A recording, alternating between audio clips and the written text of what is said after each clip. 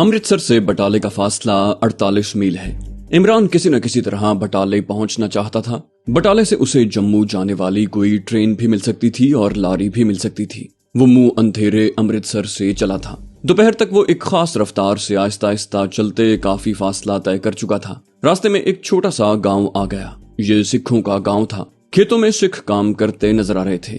गांव के बाहर एक जगह एक औरत दाने भून रही थी। इमरान ने 2 रुपए देकर मकई के भुने हुए दाने लिए और रेलवे लाइन की ओट में एक खेत में बैठकर खाने लगा। उसके बाद उसने एक कुएं पर जाकर पानी पिया जहां औरतें पानी भर रही थीं। ना उसने किसी औरत से ज्यादा बात की, ना औरतों में से किसी ने उससे फालतू बात की। वो खेतों के दरमियान आगे चल पड़ा। उसे थकावट महसूस होने लगी थी। वो कमाद के एक खेत के पास आड़ में बैठ गया, एक गन्ना तोड़ा और उसे चूसने लगा। जब उसकी थकान दूर हो गई तो उठा और बटाले की तरफ जाती रेलवे लाइन के साथ चलने लगा। 6-7 मील का फासला तय करने के बाद फिर वो एक जगह खेतों में आराम करने के लिए बैठ गया। कुछ देर आराम करने के बाद दोबारा चलने लगा। इसी तरह वो शाम होने से जरा पहले बटाले पहुंच गया। कभी ये छोटा सा शहर होता था जिसकी 4 दीवारी और दरवाजे भी थे। अब ये काफी बड़ा शहर बन चुका है और 4 दीवारी के बाहर दूर दूर तक आबादी फैल गई है। बटाले को अल्लाह ताला ने बड़ी सलाहियतों से नवाजा था और क़याम पाकिस्तान से पहले इस शहर ने जिंदगी के हर मैदान में बड़ी नामवर मुसलमान शख्सियतें पैदा की थीं, जिनमें शायर, अदीब, दानिश्वर, आलिम दीन, हकीम और इंजीनियर शामिल थे। इमरान शहर के दरवाजे से कुछ फासले पर एक दरख्त के नीचे मिट्टी के चबूतरे पर बैठ गया और तेज निगाहों से माहौल का जायजा लेने लगा। पुलिस का कोई सिपाही तो उसे नजर नहीं आ रहा था, लेकिन वो अपनी तरफ से बेहद एहतियात कर रहा था। उसे ये नहीं पता था कि लारियों का अड्डा कहाँ है जहां से पठानकोट जम्मू को लारियां चलती थीं।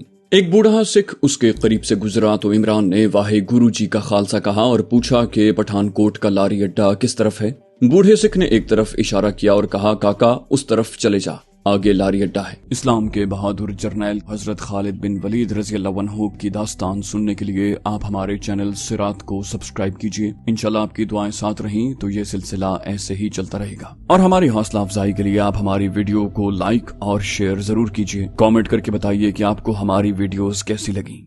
इमरान खामोशी से जिस तरफ बूढ़े सिख ने इशारा किया था चल पड़ा। पहले बटाले के बाजार शहर की 4 दीवारी के अंदर ही हुआ करते थे। बाहर चारों तरफ खेत ही खेत होते थे, लेकिन आबादी के बेतहाशा फैल जाने से अब खेत गायब हो गए थे। उनकी जगह दुकानें और मकान और बाजार बन गए थे। लारियों का अड्डा शहर के एक पुराने शिकस्ता दरवाजे के बाहर फसीले शहर के पहलू में था। कुछ लारियां खड़ी थीं। सिख मुसाफिर यात्रियों में चढ़ते उतरते दिखाई दे रहे थे। अचानक इमरान ने देखा कि पुलिस के 4-5 सिपाही एक लारी के करीब आए। उस लारी में कुछ मुसाफिर सवार हो चुके थे, कुछ सवार हो रहे थे। पुलिस ने लारी के अंदर बैठे मुसाफिरों को भी बाहर निकलवाया और उनकी चेकिंग शुरू कर दी। सिपाही हर मुसाफिर से कुछ न कुछ पूछ रहे थे। ये इमरान के लिए खतरे का सिग्नल था। वो वहीं से वापस मुड़ा और इधर उधर जाने की बजाय शहर के दरवाजे में दाखिल होकर बाजार में आ गया। बाजार में लोग आ जा रहे थे। उनमें हिंदू भी थे और सिख भी। औरतें भी नजर आ रही थीं। तंग सा पुराना बाजार था। दुकानें खुली थीं और उनमें हर किस्म का सामान पड़ा था। सामने से पुलिस का एक संतरी हाथ में डंडा पकड़े आ रहा था। ये सिख संतरी था। इमरान जल्दी से एक दुकान में घुस गया। ये कपड़े की दुकान थी। एक सिख नौजवान ने आगे बढ़कर इमरान से पूछा, हुक्म महाराज, क्या चाहिए आपको? इमरान लकड़ी के खानों में लगे हुए कपड़े के थानों को हाथ लगा लगा कर देखने लगा। फिर उसने पूछा, महाराज आपके पास देसी खादी होगी? मेरा मतलब है बेशक चरखे पर बनी हुई हो या खड्डी पर बनी हुई हो। सिख नौजवान ने, जो दुकानदार था, कहा, महाराज इस वक्त खड्डी की खादी का एक भी थान नहीं है। कल शाम तक नया माल आ जाएगा। इमरान ने आंखों के कोने से देख लिया था कि सिख संतरी बाजार में से आगे गुजर गया था। उसने सिख दुकानदार से कहा, कोई बात नहीं महाराज, मैं कल आ जाऊंगा। और वो दुकान से उतरकर बाजार में आ गया और सामने की तरफ चल पड़ा। अब वो तेज तेज चल रहा था। बाजार खत्म हो गया। शहर की फसील का एक दरवाजा सामने आ गया। उसने पीछे मुड़कर देखा। वही सिपाही उसके पीछे लगा था और अब वो भी तेज तेज चल रहा था। जैसे ही इमरान ने उसे देखा, सिख संतरी ने उसे दूर से आवाज दी, ठहर जाओ। इमरान ने दौड़ लगा दी और शहर के दरवाजे में से निकलकर बाईं जानिब एक कच्ची सड़क पर आ गया। उसके दोनों जानिब छोटी छोटी कोठियां थीं। वो बेधड़क एक कोठी में दाखिल हो गया। उसका ख्याल था कि कोठी की दूसरी तरफ कोई दरवाजा जरूर होगा। वो उसमें से दूसरी तरफ निकल जाएगा, लेकिन कोठी की दूसरी तरफ कोई दरवाजा नहीं था। उसे देखकर एक कुत्ता भौंकता हुआ उसकी जानिब लपका। इमरान दौड़कर कोठी के बरामदे में आ गया और कुत्ते से बचने की कोशिश करने लगा। कुत्ते के भौंकने की आवाज सुनकर एक साड़ी वाली औरत बाहर आ गई। उसने आते ही कुत्ते को झिड़क कर कहा, मोती खबरदार, वापस जाओ चलो। कुत्ता मालिकन को देखकर च्यों च्यों करता वापस चला गया। इमरान साड़ी वाली औरत की तरफ और साड़ी वाली औरत इमरान की तरफ देखने लगी। औरत ने कहा, तुम गंगादीन हो? इमरान ने यूं ही कह दिया, जी हाँ। औरत ने कहा, अंदर आ जाओ। औरत इमरान को अपने साथ ड्राइंग रूम में ले गई। इमरान खिड़की के शीशे में से बार बार बाहर कोठी के गेट की तरफ देख रहा था। औरत ने कहा, तुम्हें अमृतसर से बिजली पहलवान ने भेजा है। इमरान ने देख लिया था कि वही सिख संतरी कोठी के गेट में दाखिल हो चुका था। उसने औरत से कह दिया, जी हाँ, मुझे अमृतसर से बिजली पहलवान ने भेजा है। इमरान समझ गया था कि ये औरत अमृतसर से किसी बिजली पहलवान के भेजे हुए गंगादीन नामी आदमी का इंतजार कर रही है और उसे उस औरत ने गंगादीन समझ लिया है। अब अगर पुलिस वाले ने उससे इमरान के बारे में पूछा भी तो ये कह देगी कि ये अपना ही आदमी है। औरत ने सोफे की तरफ इशारा करके कहा, यहाँ बैठ जाओ, मैं तुम्हारे लिए चाय बनवाती हूँ। इतने में दरवाजे की घंटी बजी। औरत ड्राइंग रूम का दरवाजा खोलकर बाहर चली गई। इमरान खिड़की के करीब आकर ओट में होकर खिड़की के शीशे में से बाहर देखने लगा। साड़ी वाली औरत सिख संतरी से बातें कर रही थी। थोड़ी ही देर के बाद सिख संतरी वापस चला गया। इमरान जल्दी से सोफे पर बैठ गया। औरत दरवाजा बंद करके उसके पास आकर किसी कदर तल्ख लहजे में बोली, गंगादीन, तुम अजीब से बेवकूफ आदमी हो। बिजली पहलवान के आदमी होकर ऐसी बेवकूफी की बातें कर रहे हो। तुम्हें मालूम नहीं कि तुम्हारे पहलवान के आदमी अक्सर वारदातें करते हैं और पुलिस उनके पीछे लगी रहती है। तुम्हें चाहिए था कि रात के वक्त बटाले आते। इमरान ने कहा, बीबी जी, गलती हो गई, बस ख्याल नहीं रहा। औरत इमरान के पास सोफे पर बैठ गई। कहने लगी, सिख सिपाही तुम्हें पकड़कर थाने ले जाना चाहता था। मैंने उसे कह दिया कि तुम अपने आदमी हो, ऐसी कोई बात नहीं है, इसलिए वो चला गया। वैसे भी यहाँ की पुलिस मुझे जानती है और मैंने तुम्हारे बिजली पहलवान की तरह उनका माहवारी भत्ता लगा रखा है। औरत ने नौकर को आवाज दी। एक पहलवान किस्म का नौकर अंदर आ गया। औरत ने कहा, बंसी चाय लाओ। नौकर चला गया। औरत की उम्र ज्यादा नहीं थी, 30 और 35 के दरमियान होगी। रंग गोरा था, बाल बड़ी खूबसूरती से बनाए हुए थे, खुद भी अच्छे नए नक्श वाली थी। आंखों के गिर्द हल्के थे जिन्हें छुपाने के लिए उसने बड़ा गहरा मेकअप कर रखा था। इमरान फौरन समझ गया कि यहाँ गलत किस्म के काम होते हैं, लेकिन वहाँ वो महफूज जरूर हो गया था। शाम का अंधेरा छा गया था। उस वक्त इमरान को पठानकोट वाली कोई लारी भी नहीं मिल सकती थी। ये औरत उसे गंगादीन समझ बैठी थी और उसका इंतजार भी कर रही थी। जाहिर है गंगादीन के साथ उसे कोई बड़ा अहम काम होगा और इमरान गंगादीन के रूप में उसके यहाँ एक रात जरूर बसर कर सकता था। दिल में इमरान खुदा की कुदरत पर हैरान हो रहा था कि अगर वो चाहे तो अपने बंदे को बचाने के लिए गैब से कैसे कैसे असबाब पैदा कर देता है। औरत बिजली पहलवान के बारे में बातें करती रही। फिर उसने मुस्कुराते हुए इमरान से पूछा, पहलवान जी की कमलाबाई का क्या हाल है? अब भी उनके पास ही है या चली गई है? इमरान ने यूं ही कह दिया, नहीं जी, कमलाबाई पहलवान जी के पास ही है। औरत ने पर्स में से सिगरेट निकाल कर सुलगा लिया। नौकर ट्रे में चाय की 2 प्यालियां रख कर चला गया। औरत ने इमरान से कहा, चाय पियो। वो खुद भी चाय पीने लगी। फिर उसने इमरान की तरफ गौर से देखते हुए कहा, गंगादीन, बिजली पहलवान ने तुम्हें सब कुछ बता दिया होगा। तुम्हारे काम के 20,000 रुपए तय हुए हैं। 10,000 रुपए मैंने बिजली पहलवान को दिए थे, उन्होंने तुम्हें दे दिए होंगे। इमरान ने कह दिया, जी हाँ बीबी जी, मुझे मिल गए हैं। अब वो वहाँ अपने आप को गंगादीन ही जाहिर करना चाहता था। सिर्फ इसी सूरत में वो वहाँ रात बसर कर सकता था। औरत ने कहा, 10,000 रुपए तुम्हें काम खत्म होने के बाद मेरा ड्राइवर उसी वक्त दे देगा, समझ गए हो? इमरान बोला, जी हाँ समझ गया हूँ। वो सोच रहा था कि ऐसा कौन सा काम गंगादीन ने करना था जिसका मुआवजा 20,000 रुपए तय हुआ है। बिजली पहलवान भी कोई अमृतसर का मशहूर जराइम पेशा बदमाश होगा और ये औरत भी उसी टाइप की लगती थी। औरत ने सिगरेट का कश लगाकर कहा, मेरा ड्राइवर सुबह सुबह तुम्हें गाड़ी में बिठाकर पठानकोट ले जाएगा। वो तुम्हें सेठ मलखाराम की कोठी दिखा देगा। मेरा ड्राइवर तुम्हें एक भरी हुई क्लैशनकोफ भी दे देगा जिसे तुमने अपनी कमीज के अंदर छुपाया होगा। तुम सेठ मलखाराम की कोठी के गेट से जरा आगे किसी जगह छुपकर घात लगाकर बैठ जाओगे। मलखाराम दिन के 10 और 10:30 बजे के दरमियान कार में सवार होकर अपनी फैक्ट्री की तरफ जाता है। जैसे ही उसकी गाड़ी कोठी से निकलकर तुम्हारे करीब पहुंचेगी, तुम सामने आकर उस पर अंधाधुंध गोलियां बरसानी शुरू कर दोगे। याद रखना, सेठ को कत्ल करना जरूरी है। अगर वो कत्ल ना हुआ तो तुम्हें दी हुई सारी रकम हम वापस लेंगे। तुम क्या ऐसा कर सकोगे? इमरान अब सब कुछ समझ गया था और उसने ये भी सोच लिया था कि पठानकोट पहुंचकर उसे क्या करना होगा। वो दिल में खुदा की कुदरत पर हैरान था कि उसने उसे पठानकोट पहुंचाने का कैसा इंतजाम किया है। इमरान ने कहा, आप फिक्र ही न करें जी, ये तो मेरे बाएं हाथ का काम है और मेरा निशाना बड़ा ठीक है। औरत ने मुस्कुराते हुए कहा, बिजली पहलवान ने भी मुझे तुम्हारे बारे में यही बताया था कि गंगादीन 7 कत्ल कर चुका है। अब तुम खाना खा लो, फिर सो जाना। सुबह तुम्हें बहुत जल्दी उठना होगा, मेरा ड्राइवर तुम्हें जगा देगा। उसके बाद वो औरत चली गई। इमरान ने ड्राइंग रूम का जायजा लिया। खूब सजा हुआ कमरा था। दीवारों पर नीम उरियां औरतों की तस्वीरें भी लगी थीं और कार्निस के ऊपर कृष्ण की मूर्ति भी रखी थी। नौकर बंसी खाना ले आया। इमरान को खूब भूख लग रही थी। उसने खाना खाया। नौकर बंसी ने कहा, मेरे साथ आ जाओ। वो उसे कोठी के एक छोटे से कमरे में ले गया जहां पलंग पर एक बिस्तर लगा था। नौकर बंसी चला गया। इमरान जूते उतार कर बिस्तर पर लेट गया। छत का पंखा उसने नहीं चलाया था क्योंकि रातें खुनक हो गई थी। अमृतसर से बटाले तक पैदल चलकर आया था। लेटने के थोड़ी देर के बाद ही वो सो गया। सूरज निकलने से पहले पहले नौकर बंसी ने आकर इमरान को जगा दिया।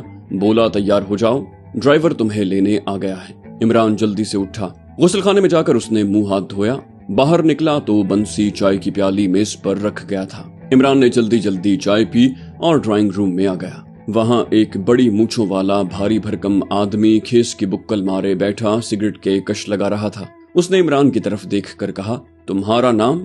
इमरान ने कहा, गंगादीन। ड्राइवर ने कहा, मैं राम सिंह ड्राइवर हूँ, मेरे साथ आ जाओ। इमरान उसके साथ ड्राइंग रूम से निकलकर कोठी के छोटे से सहन में आ गया। वहां गहरे रंग की मारुति कार खड़ी थी। ड्राइवर ने इमरान को अपने साथ वाली सीट पर बिठा लिया और गाड़ी स्टार्ट करते हुए बोला, रास्ते में एक जगह सड़क खराब है, मगर फिक्र न करो, हम वक्त पर पठानकोट पहुंच जाएंगे। और गाड़ी कोठी के सहन से निकलकर पिछले पहर के मलगजे अंधेरे में सड़क पर आकर एक तरफ रवाना हो गई। इमरान को इस बात की खुशी हो रही थी कि वो पुलिस की निगाहों से बचकर पठानकोट पहुंच जाएगा। पठानकोट पहुंचने के बाद उसने जो कुछ करना था वो इमरान ने पहले से सोच रखा था। कार बटाले से चली तो पिछले पहर का वक्त था। रास्ते में दिन निकल आया। राम सिंह बड़ा तजुर्बाकार ड्राइवर था। अभी मैदानी इलाका था। सड़क पर सुबह के वक्त रश भी नहीं था। वो काफी तेज गाड़ी ले जा रहा था। गुरदासपुर आया और गुजर गया। उसके बाद नीम पहाड़ी इलाका शुरू हो गया। फिर सुभानपुर आ गया। राम सिंह ने कहा, यहाँ हम नाश्ता करेंगे। घड़ी देखकर कहने लगा, हम पठानकोट ठीक वक्त पर पहुंच जाएंगे। सुभानपुर में चाय की दुकानों के पास उसने गाड़ी खड़ी कर दी। वहां उन्होंने नाश्ता किया और आगे रवाना हो गए। अब नीम पहाड़ी इलाका शुरू हो गया था। जिस वक्त दूर से पठानकोट शहर के मकान नजर आने लगे तो राम सिंह ने अपनी घड़ी पर वक्त देखा और बोला, गंगादीन देख लो, हम राइट टाइम पर पहुंचे हैं। 10 बज रहे हैं। तुम्हारे शिकार के अपनी कोठी से निकलने में आधा घंटा बाकी है। वो ठीक वक्त पर रोजाना फैक्ट्री जाता है। इमरान ने यूं ही पूछ लिया, उस आदमी से बीबी जी की कोई पुरानी दुश्मनी लगती है? राम सिंह ड्राइवर ने गाड़ी को शहर की एक सड़क पर डालते हुए कहा, तुम ये मत पूछो, बस जाकर अपना काम करो और मेरे पास वापस आ जाओ। इमरान खामोश रहा। गाड़ी पठानकोट की एक बारौनक सड़क पर से गुजरती हुई एक नई कॉलोनी वाले इलाके में दाखिल हो गई, जहां बड़ी खूबसूरत कोठियां और बंगले बने हुए थे। गाड़ी आगे बढ़ती चली गई। एक जगह पहुंचकर राम सिंह ड्राइवर ने गाड़ी की स्पीड कम कर दी और उसे बाएं जानिब मोड़ दिया। यहाँ बंगलों की एक कतार कुछ दूर तक चली गई थी। राम सिंह ने कुछ फासले पर गाड़ी खड़ी कर दी। इमरान से कहा, गंगादीन तुम गाड़ी में ही बैठे रहो। इमरान गाड़ी के अंदर ही बैठा रहा। राम सिंह गाड़ी से उतरकर गाड़ी के बोनट के पास गया। उसने बोनट खोल दिया और इंजन को चेक करने लगा। फिर बोनट को उसी तरह खुला छोड़कर इमरान के पास आकर बैठ गया। उसने एक बंगले की तरफ इशारा करके कहा, वो काले गेट वाला दरवाजा मलखाराम की कोठी का है। ठीक 10:30 बजे कोठी के अंदर से उसकी गाड़ी निकलेगी जिसे ड्राइवर चला रहा होगा। सेठ मलखाराम पिछली सीट पर बैठा होगा। तुम सामने वाले दरख्तों के पीछे घात लगाकर बैठोगे। जैसे ही सेठ की गाड़ी बाहर आएगी तुम सामने आकर उस पर क्लैशनकोफ का फायर कर दोगे। जब तुम्हें यकीन हो जाए कि सेठ मर चुका है तो दूसरी कोठी के पीछे से दौड़कर वो सामने वाले दरख्त के पास आ जाना। मैं गाड़ी स्टार्ट किए वहां तुम्हारा इंतजार कर रहा हूँगा। राम सिंह ड्राइवर ने इमरान को वो दरख्त भी दिखा दिया जिसके पास वो गाड़ी स्टार्ट किए इमरान का इंतजार कर रहा होगा। उसके बाद सीट के नीचे से राम सिंह ड्राइवर ने कपड़े में लिपटी हुई क्लैशनकोफ निकालकर इमरान को दिखाई और कहा, ये फुल लोडेड है, तुम इसे चलाना जानते हो ना गंगादीन? इमरान ने कहा, बिल्कुल जानता हूँ महाराज, आप फिक्र ही ना करें। समझ लो मलखाराम की जिंदगी के बस यही थोड़े से मिनट रह गए हैं। राम सिंह ड्राइवर मुस्कुराने लगा। उसने क्लैशनकोफ उसी तरह कपड़े में लपेट कर इमरान को दी और बोला, पूरा मैगजीन सेठ और उसके ड्राइवर पर खत्म कर देना। फिक्र न करना, यहाँ सब दौलतमंद बुज़दिल लोग रहते हैं। फायरिंग की आवाज सुनकर कोई बंगले से बाहर नहीं निकलेगा। और पुलिस का थाना यहाँ से काफी दूर है। जाओ, मैं सामने दरख्त के नीचे तुम्हारा इंतजार करूंगा। राम भली करे। इमरान ने कपड़े में लिपटी हुई क्लैशनकोफ बगल में दबाई और गाड़ी से निकलकर सेठ मलखाराम की कोठी की तरफ चल पड़ा। कोठियों की कतार जहाँ से शुरू होती थी, इमरान उस जानिब मुड़ गया। वहाँ से तीसरी कोठी उस मलखाराम सेठ की थी जिसको कत्ल करने के लिए इमरान को गंगादीन समझकर भेजा गया था। मगर अब वो गंगादीन नहीं था, कमांडो इमरान था जिसने गंगादीन के भेस में सिर्फ पठानकोट तक पहुंचना था, जहां उसे कठुआ जम्मू तवी वाली लारी पकड़कर कश्मीर के महाज की तरफ फरार होना था और वो पठानकोट पहुंच चुका था। इमरान ने निगाह सेठ मलखाराम की कोठी की तरफ डाली। कोठी का काला दरवाजा बंद था। बाहर नेम प्लेट पर सेठ का नाम हिंदी और अंग्रेजी दोनों जबानों में लिखा हुआ था। इमरान आगे निकल गया। उसकी बाएं जानिब वो दरख्त था जिसकी ओट में गंगादीन को घात लगाकर बैठना और सेठ की गाड़ी के बाहर निकलने का इंतजार करना था। ये दरख्त कोठियों के दरमियान छोटी सी गली के कोने पर वाक़ था। इमरान दरख्त की तरफ मुड़ गया।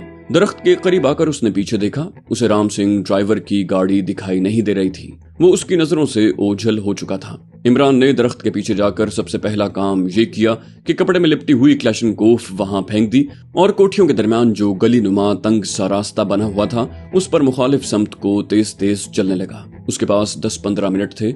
इन 10-15 मिनटों के दौरान राम सिंह ड्राइवर उसकी तलाश में उसके पीछे नहीं आ सकता था। वो गाड़ी आगे बढ़ाकर दूसरे दरख्त के नीचे उसके इंतजार में होगा। वो यही समझ रहा होगा कि इमरान यानी गंगादीन असलहा लिए दरख्त की ओट में घात लगाए सेठ की गाड़ी के बाहर निकलने का इंतजार कर रहा है। 10-15 मिनट के बाद सेठ ने कोठी से बाहर नमूदार होना था और गंगादीन ने उस पर फायर खोल देना था। फायर के धमाकों की आवाज सुनकर राम सिंह ने गाड़ी का इंजन स्टार्ट कर देना था ताकि गंगादीन दौड़ता हुआ आए और वो उसे गाड़ी में बिठाकर वहां से फरार हो जाए। लेकिन वहां कुछ और ही ड्रामा हो रहा था। 10-15 मिनट के अंदर अंदर इमरान सेठ मलखाराम की कोठी से बहुत दूर निकल गया था। पठानकोट इमरान के लिए एक अजनबी शहर था। वो अंधाधुंध चला जा रहा था। एक जगह ढलान के नीचे से उसे शहर की आबादी दिखाई दी। उधर से लारियों के हॉर्न की आवाज भी कभी कभी सुनाई दे जाती। इमरान जितनी तेज चल सकता था चलते हुए ढलान उतरकर सड़क पर आ गया। सड़क पर थोड़ी बहुत ट्रैफिक जारी थी। इमरान आबादी की तरफ जल्दी जल्दी चलने लगा। ये पठानकोट शहर की कोई पुरानी बस्ती थी। उसने एक आदमी से पूछा कि यहाँ से जम्मू की तरफ लारियां कहाँ से जाती हैं। उस आदमी ने बताया कि सामने वाले बाजार की दूसरी जानिब लारियों का अड्डा है। उस आदमी ने कलाई पर घड़ी बांधी हुई थी। इमरान ने वक्त पूछा। मालूम हुआ कि 10:30 बजने में सिर्फ 2 मिनट रहते हैं। इमरान सामने वाले बाजार में से होता हुआ दूसरी जानिब निकला तो वहाँ एक जगह लारियों का अड्डा था जहाँ कई लारियां खड़ी थी। पठानकोट काफी बड़ा शहर है और अहम शहर बन गया था और वहाँ इंडियन एयरफोर्स का हवाई अड्डा भी था। वहाँ से जम्मू की तरफ लारियां आती जाती रहती थीं। जम्मू जाने वाली एक लारी में मुसाफिर बैठना शुरू हो गए थे। इमरान ने जम्मू का टिकट खरीदा और लारी में दूसरे मुसाफिरों के साथ बैठ गया। उस वक्त 11:15 बज रहे थे। राम सिंह ड्राइवर दरख्त के नीचे गाड़ी में बैठा क्या कर रहा होगा और क्या सोच रहा होगा, इससे अब इमरान को कोई दिलचस्पी नहीं थी। राम सिंह ड्राइवर के लारियों के अड्डे की जानिब आने का कोई इम्कान नहीं था, क्योंकि वो सोच भी नहीं सकता था कि गंगादीन क्लैशनकोफ फेंककर जम्मू की तरफ फरार होने के लिए लारी में बैठ गया होगा। अब तो इमरान को अगर कोई तशवीश थी तो सिर्फ ये कि लारी में कोई खुफिया पुलिस वाला तो नहीं बैठा हुआ। उसने बड़े तरीके से एक मुसाफिर का जायजा लिया। उन मुसाफिरों में इमरान को कोई खुफिया पुलिस का आदमी नजर न आया। अगर खुफिया पुलिस वाले इमरान को पहचान लेते तो इमरान भी खुफिया पुलिस वालों को काफी हद तक पहचान लेता था। कुछ ही देर के बाद लारी जम्मू की तरफ रवाना हो गई। कठुआ के करीब पहुंचकर पहाड़ी इलाका शुरू हो गया था। जैसे जैसे लारी आगे बढ़ रही थी आसमान पर बादल जमा होने लगे थे। मुसाफिरों में से किसी ने कहा कि ऊपर बड़ी बारिशें हो रही हैं। तवी की नदी चढ़ी हुई है। तवी दरिया है जो जम्मू शहर में से गुजरता है। हम लोग उसे दरिया कहते हैं मगर वहाँ के लोग उसे नदी या नहर कहते हैं। लारी कठुआ के लारी अड्डे पर रुकी तो आसमान बादलों में छुप गया था और बारिश शुरू हो गई थी। इमरान चाहता था कि जम्मू तक खूब बारिश हो ताकि रास्ते में पुलिस या फौज की चेकिंग का इम्कान न रहे। कठुआ कुछ मुसाफिर उतर गए, कुछ चढ़े और लारी आगे चल पड़ी। लारी पहाड़ी रास्तों में से गुजर रही थी। पहाड़ी की वजह से उसकी रफ्तार आहिस्ता हो गई थी। रास्ते में 2-3 बरसाती नाले आए जो बड़े जोर शोर से बह रहे थे।